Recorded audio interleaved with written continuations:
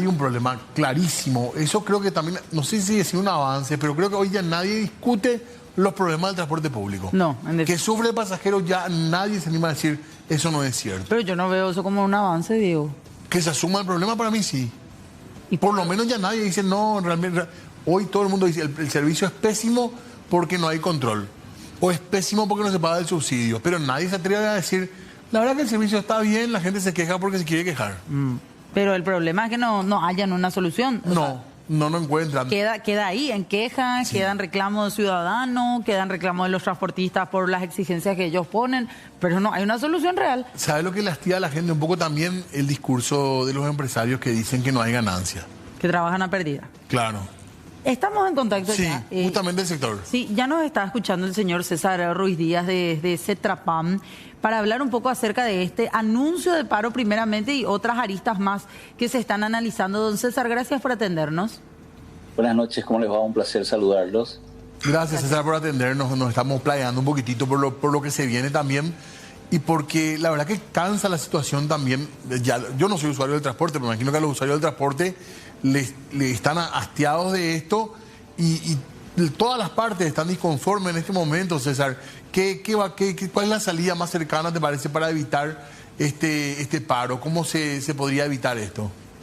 Bien lo dijiste, todo el mundo está hastiado, los pasajeros, que son los que sufren las consecuencias, el empresario del transporte, y todo como una consecuencia de que el sector transporte público es la consecuencia de las malas decisiones y acciones desde el Viceministerio de Transporte. Hace un año que venimos reiterándole mes a mes el cumplimiento de todos los acuerdos que habían sido suscritos el 8 de junio del 2024. Le venimos anunciando que la falta en la toma de decisiones va degradando el servicio constantemente y eso termina perjudicando a los pasajeros. Les pedimos que tomen acción. Les enviamos notas donde denunciamos manipulaciones en la estructura de costos, que más temprano que tarde él o los responsables tendrán que encontrar alguna explicación legal para esa situación. Hemos dicho de que se cumpla lo pactado el 8 de junio del 2024, pero hasta hoy no nos han hecho caso, no nos hicieron caso y lastimosamente se tuvo que llegar a esta situación por una imposibilidad material de seguir operando el sistema en condiciones competitivas, conforme lo presagia la Constitución Nacional y las leyes que las reglamentan. ¿Qué hace falta para que ustedes brinden un servicio de calidad con frecuencias que se den de manera adecuada en base a la cantidad y el flujo de usuarios que hay por horarios, don César, y para que este sistema, como dicen ustedes, les sea rentable y competitivo también? ¿Qué hace falta puntualmente? Tener un viceministerio que tenga la capacidad en materia de recursos humanos de realizar los trabajos de campo orientados a la optimización del sistema del transporte público que Asunción y el área metropolitana se merecen. Hoy tenemos una autoridad de aplicación débil, ineficiente, que no supo ni siquiera sostener un carril exclusivo que está en la Traschaco. Entonces, ante esa incapacidad, ¿cómo se pretende mejorar o transformar un sistema metropolitano de transporte? Es imposible. Si no se cuentan con los recursos en materia de capacidad, se vuelve una tarea muy difícil. Por lo tanto, necesitamos de que la autoridad de aplicación tenga la visión correcta de mejorar el servicio para beneficio de los pasajeros. Hoy hay una deuda de 2 meses, César. Sí, hoy hay una deuda de 2 meses, pero no. En el pago del subsidio, perdón. Sí, 2 meses que corresponden al mes de mayo y al mes de junio.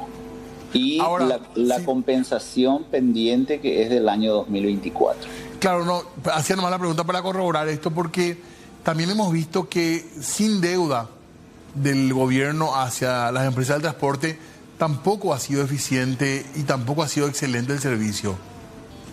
Pero totalmente de acuerdo, porque no todo es el subsidio.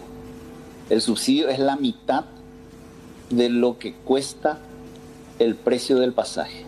La otra mitad es el subsidio. Entonces, ¿cómo puede mejorar si la base imponible no es sólida. Es decir, hace un año no se actualizan la estructura del pasaje, de la tarifa. Entonces los cálculos que se hacen relación a un año y los costos varían mes a mes porque es un servicio extremadamente dinámico. Y finalmente, una parte muy importante de toda esta discusión es entender de que el empresario del transporte es la consecuencia de las decisiones que toma la autoridad de aplicación. ¿Por qué?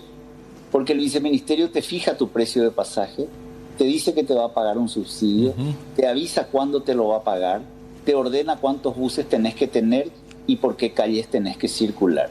El empresario del transporte, a tomar la concesión, hace exactamente lo que el viceministerio ordenó.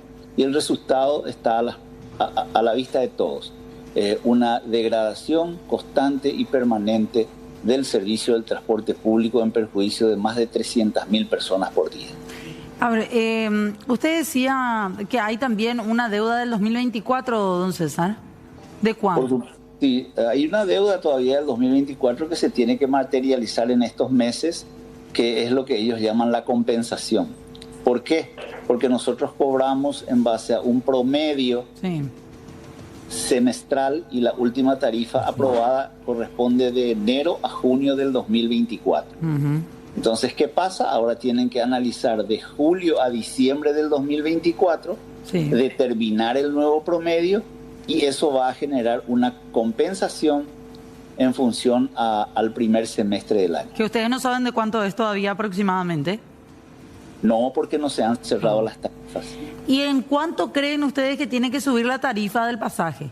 No existe un número porque no existe actualización de coeficientes. Es justamente lo que reclamamos, ¿verdad? Ni estimativamente, César. ¿Perdón? Ni estimativamente. No, hoy tenemos una realidad a junio del 2024, que son 5.573 y 4.473. Eso es lo que está vigente y lo que está aprobado. Para cambiar eso, tenemos que hacer los análisis de julio a diciembre y se tienen que actualizar los coeficientes. Pero no se hace un año. Entonces, esa lentitud genera imprevisibilidad para el sector privado. Si les pagan a ustedes en los próximos días antes del paro anunciado para el 21, si el Estado decide desembolsar la totalidad de la deuda que tienen respecto al subsidio de estos 2 meses que se les adeuda, ¿ustedes garantizan que ya no va a haber reguladas así como se veían en los últimos días? Es que las reguladas están justamente, como lo dije hace rato, como consecuencia. Hay 500 buses menos en el sistema. Obviamente que 500 buses es una suma que se siente e impacta muy fuertemente en el traslado de las personas día a día. Pero también hay una regulada adrede. O sea, van regulando la salida de los buses, no solamente porque no tienen buses disponibles o hay algunos que están con tacos esperando plata para ser arreglados. También hay una presión que se fue ejerciendo en las últimas semanas adrede. Todos los días se habla de regulada. Y ustedes se dieron cuenta de que el viceministerio de Transporte nunca dijo que sí hay reguladas. ¿Saben por qué? Porque todos los buses tienen GPS y son monitoreados por el viceministerio de Transporte. Entonces lo único que ellos no pueden decir es que hay reguladas. ¿Pero hay o no? Hay escasez de 500 vehículos. Entonces se va a sentir el servicio, pero evidentemente. Y esa falta de esas unidades nos genera también un incumplimiento que les pone a ustedes en el lugar de los responsables, César, ¿se entiende?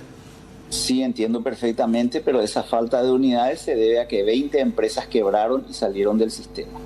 No se olviden que han salido empresas muy importantes del sistema como la línea 29, la línea 55, la línea 21, la línea 27 y así sucesivamente, que llegaron a sumar esta cantidad. ¿Qué pasó? Que nunca más nadie entró a cubrir ese hueco que dejaron esas empresas. Algunas líneas sí, se llegaron a cubrir sus itinerarios. Se llegaron a cubrir por las mismas empresas que están en el sistema. Entonces lo que se generó es agrandar el itinerario, pero no la cantidad de buses. ¿No agrandaron estas empresas? Por ejemplo, la que absorbió el trayecto de la línea 27 no agrandó su cantidad de unidades. No, tiene la misma cantidad y ahora con 4 vehículos que eran de la línea 27 que están operando. Adecuados. César, yo recuerdo que estuvimos hablando acá cuando el viceministerio hablaba de un proyecto de ley fantástico y recuerdo el escepticismo tuyo y de otros empresarios del transporte y nosotros pensábamos que, no sé, que a lo mejor atentaba contra los intereses de ustedes.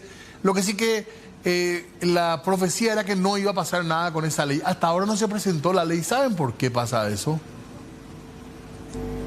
Resulta ser que para tener una sostenibilidad en la presentación de una ley tiene que tener patas muy importantes. La primera y la fundamental de todas es saber si existe el presupuesto para sostener esa ley. Es lo mismo que vos vas a construir un edificio y tenés que saber si el terreno es el adecuado, el apto, y en función a la cantidad de pisos que vas a construir, qué tipo de cimientos le vas a dar, para que finalmente vos tomes la decisión si lo haces o no lo haces.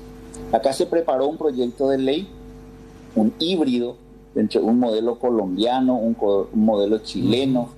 Entonces, no es sostenible porque no sabemos si va a existir el recurso para sostener esa ley. Y también sabemos que de aprobarse esa ley, ya no va a ser este gobierno el que lo lleve adelante, porque su implementación durará más de 3 a 4 años. ¿Y la solución rápida cuál es? Aparte de lo que sería, no creo que el pago del subsidio ya no es una solución, pero ¿qué hacemos mientras tanto? Si esa ley, si es que va a solucionar los problemas, le falta tanto tiempo, ¿qué hacer ahora? Porque esto parece un fuego cruzado entre ustedes y el gobierno, aunque el gobierno la verdad que responde poco o se ocultan o no hablan mucho, pero sí podemos asegurar que son los ciudadanos, las ciudadanas las que sufren las consecuencias. Recordarás que cuando tuvimos la oportunidad de compartir un programa dije lo siguiente: es fenomenal que venga un proyecto de ley, sí, pero lo que tenemos que pensar es qué hacemos en la transición. Correcto. En este transitar de hoy hasta cuando llegue la ley. Nadie nos hizo caso y llegó ese momento. Se hubiesen tomado las precauciones para hacer carriles exclusivos, semáforos inteligentes, paradas obligatorias cada 500 metros, construir paradas para los pasajeros con un resguardo para guarecerse del frío, del calor, de la lluvia. Nada se hizo y son estrategias que se tienen que utilizar y que notan un impacto inmediato en la mejora del servicio. El carril exclusivo porque me aumenta la velocidad y disminuye el costo de operación cuando voy más rápido. El pasajero no necesita levantarse tan temprano para ir a esperar el ómnibus si es que sabe que va a llegar en tiempo y forma. Las paradas dan más calma a los pasajeros si están en un ambiente de seguridad. Los semáforos inteligentes te permiten una aceleración y a mayor velocidad, menor costo de operación. Cosas que no se hicieron porque no nos hicieron caso. Es más, peor aún, no pudieron sostener un solo carril exclusivo que fue el creado en la avenida o la ruta Traschaco, perdón. Eso no lo pudieron mantener. ¿Qué va a pasar en los próximos días? Y por sobre todo, don César, ayer, ¿qué les dijo el gobierno? ¿No hubo un compromiso de hablar de por lo menos el pago de cierta parte del subsidio, por lo menos de hablar de esos otros puntos que a ustedes les interesan también y que a ustedes les exigen? Estuvimos 2 horas con el viceministerio de Transporte. Sí. 1 hora y media fue de promesas. Las mismas promesas que nos vienen haciendo hace 1 año y que no fueron palabras, sino fueron promesas estampadas en un acta y que tienen firma de los responsables del compromiso. Ayer se repitió la historia y lo que pasó es que nosotros hemos retirado nuestra confianza al viceministerio hasta tanto el gobierno, por llamarlo de alguna manera, lo pueda dotar de infraestructura y de capacidad en recursos humanos. ¿Hay dinero? ¿Les dijeron si es que hay posibilidad de pagarles? La respuesta que nos dieron es la siguiente. Voy a tratar de seguir taxativamente. Sí. Nosotros reconocemos la deuda y vamos a honrar lo mismo. La misma, vamos a honrar lo mismo. ¿Para cuándo? Eso no sabemos, pero de que se va a pagar, se va a pagar. Y uno no puede llevar esa respuesta a su proveedor, a su banco. Demuestra una ineficiencia extrema al generar ese tipo de respuestas. No es una forma de, muchos decían hasta de chantaje, anunciar un paro para tanto tiempo, faltando tanto tiempo, como dándole posibilidad al gobierno de embretarlos, de decir o nos pagan o nos vamos a paro, pero recién nos vamos a paro el 21, faltando tanto? ¿Es una especie de apriete al gobierno esto lo que hacen o no? Y uno le puede dar la calificación que quiera, pero la verdad es que de que se determina una fecha porque hay ciertos rigores legales que hay que cumplir, como por ejemplo comunicar al Ministerio de Obras Públicas, hay que comunicar al viceministerio, al juzgado, al Ministerio del Trabajo, comunicar a los trabajadores, y eso tiene un proceso que es bastante burocrático y lleva sus plazos. Por eso se genera siempre una determinación de advertir que eso va a suceder para tal fecha. A partir de hoy o mañana se disparan las acciones donde vamos a ser convocados a mesas tripartitas en el Ministerio del Trabajo, en donde se tienen que agotar todas las instancias de conciliación previa. Entonces, como verán, eso requiere de su tiempo. César, ¿qué le decimos al usuario del transporte público mañana, al trabajador, hasta el 21? ¿Con qué servicio se va a encontrar o qué no va a encontrar? ¿Ya se va a sentir mañana esto? No, mañana para nada, de ninguna manera. La ley no nos permite ese accionar, es lo que estoy diciendo. Sí, pero a veces pasa. No, no va a pasar. El servicio va a ser el mismo que ayer, el mismo que hoy. No va a pasar. O sea que con esta baja cantidad de buses se va a seguir encontrando con eso la gente. Con las únicas que existen. ¿Bajó mucho la cantidad de usuarios del transporte en los últimos años? Y en el año 2000, antes de la pandemia, teníamos 1.200.000. Hoy llevamos 350.000 personas. ¿Cómo ha sido la evolución, perdón? De 1.200.000 que llevábamos antes de pandemia, hoy estamos llevando 350.000 personas. Es muchísimo lo que descendió. Muchísimo. ¿Esto tiene que ver con el billetaje, con que se ajustó un poco más el número, o ya había datos seguros antes de la pandemia? No, esto se debió a fenómeno de la pandemia, donde mucha gente tuvo que comprar su automóvil, sus motos. No tenemos alternativas viales en Asunción, entonces se va al colectivo, se tranca con los coches, con las motos. A cualquiera se le vende moto, las motos se venden por cuotas de lo que te representa pagar el precio del pasaje. Entonces eso fue creciendo a que la gente opte por su movilidad particular. Pero acá del lado usuarios hay como nuevamente esa discusión de qué fue primero, el huevo o la gallina, porque hablan los usuarios y muchos dicen no, yo me tuve que endeudar nomás para comprarme una motito, para comprarme un auto, y llené el parque automotor en las calles, se llenaron de gente como de esas personas. Pero ellos te dicen, en realidad tuve que hacer eso porque el servicio de buses empeoró después de la pandemia, hubo un problema ya de que los buses no llegaban a mi barrio hasta altas horas de la noche, me quedaba sin colectivo al volver del trabajo. Entonces está un poco esa discusión también de cuál fue el primer problema que se dio. Pero estamos totalmente de acuerdo con esa visión. La pregunta es, ¿por qué la autoridad de aplicación no ejerció la acción correspondiente para solucionar el problema? Ahí está el punto, la ineficiencia. César, el sector empresarial, digamos, está al día con las obligaciones de IPS, por ejemplo, porque esa también ha sido una queja en algún momento. El sector transporte que cobra subsidio está al día en todas las obligaciones, porque el incumplimiento de un solo requisito no le permite cobrar nada. ¿Y eso sí le controla el gobierno? De una manera con lupas. Y esa deuda que tiene el gobierno hoy día es con empresas que han cumplido absolutamente todos esos requisitos. Por supuesto, por eso que está cuantificado en $8 millones. ¿Cuántos trabajadores hay en el sector? Y en Cetrapán tenemos 3.000 conductores. ¿Ellos van a cobrar los días de paro? Los días de paro no se pagan si es que uno cumple con los requisitos que están previstos en la ley. O sea, 3 días de extenderse esas 72 horas del paro, 3 días estos trabajadores no van a cobrar. Ellos prefieren no cobrar 3 días, pero asegurar su salario del mes, que es el que se retrasa cuando el gobierno incurre en los retrasos de 60 días. Perdón si ya te referiste a eso, César. Usetrama se suma también. 100%. Mañana ellos tienen su asamblea y estamos en conversación permanente y según expresiones de su presidente, ellos se sumarían. ¿Cuáles son las empresas de transporte que están con Cetrapán, don César? Y tenemos la línea 5 Ciudad de Luque, Sí, la línea 5 La Chaqueña, sí. la línea 11 y 203 que es Vene, la línea 15 y 47 Automotores Guaraní, la línea 23, 24 y 33 que es de TTL, la línea 28, la línea 30, la línea 31, la 34, la 38, la 41, a ver si no, que no me olvide nadie, la 110, la 187, la 165, la 49, la 454, la 232 y la 233. Espero no haberme olvidado de nadie. Y el resto está todo agremiado en UCETRAMA. Sí, nosotros manejamos el 74% Sí. de las empresas y el resto está en UCETRAMA y FETRAMA.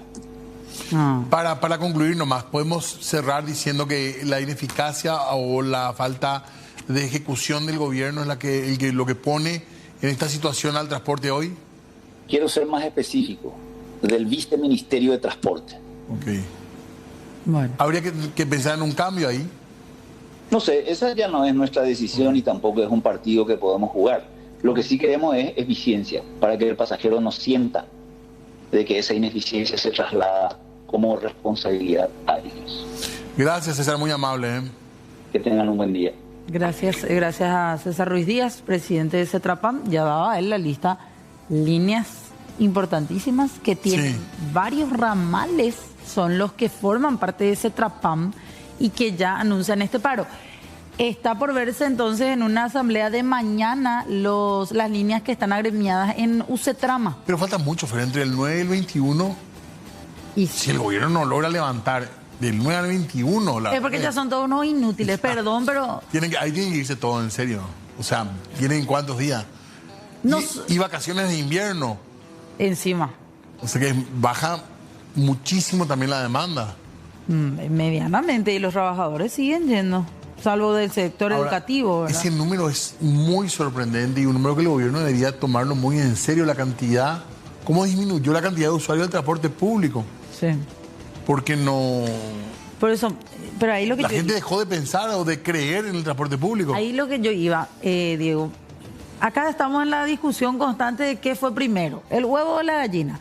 Cuando hablamos del problema del transporte, el transportista te dice, yo no puedo sobrevivir porque el Estado no me paga. Y el Estado dice, no puedo pagarles por X motivos que nunca terminan de explicar muy coherentemente. Entonces ahí como que se tiran la pelota de quién es el principal responsable o el que inicia el problema. Sí. Y lo mismo en el tema transporte, hablando de los pasajeros. Por eso yo le decía al señor César Ruiz Díaz, en realidad pareciera acá que el problema nace de que la gente no encuentra un buen servicio de transporte público y por eso se va y compra un auto, una moto, una bicicleta, lo que sea, y deja de usar el transporte público.